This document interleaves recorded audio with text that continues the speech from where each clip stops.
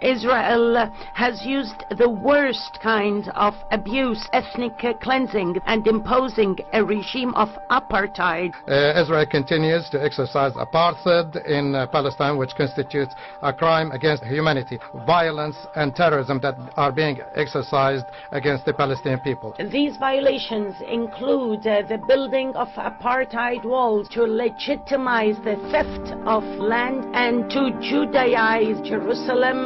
The separation wall is an example of the apartheid policy practiced by Israel. Israel's practices of discrimination as well as extremism. United Nations Watch have the floor. Mr. President, let me begin by putting the following on the record. Everything we just heard from the world's worst abusers of human rights, of women's rights, of freedom of religion, of the press, of assembly, of speech, is absolutely false and indeed Orwellian. Today's report does not consider Israelis to be deserving of human rights, consistent with the approach of this Council, where today's notorious agenda item against Israel completely ignores their human rights. Now, over the weekend, President Abbas announced he was giving his highest medal to Rima Khalaf, who resigned from the Economic Commission of Western Asia, a Beirut-based UN agency of 18 Arab states, after Secretary General Guterres rightly instructed her to remove an absurd report which accused Israel of, quote, apartheid. Mr. President, why is Mr. Abbas celebrating a report written by the notorious Richard Falk after his own Palestinian mission here tried in 2010 to remove Mr. Falk on the basis that he was, quote, a partisan of Hamas, as we know from WikiLeaks?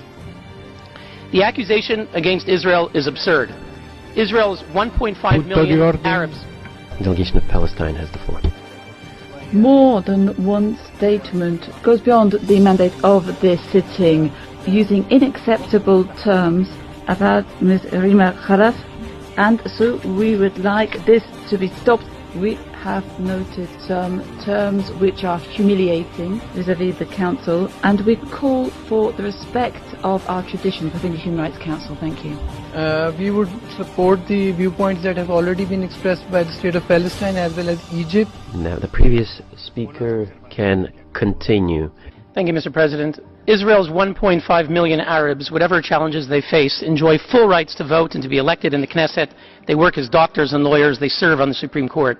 Now, I'd like to ask the members of that commission that commissioned that report, the Arab states from which we just heard, Egypt, Iraq, and the others, how many Jews live in your countries? How many Jews lived in Egypt, Iraq, Jordan, Kuwait, Lebanon, Libya, Morocco? Once upon a time, the Middle East was full of Jews.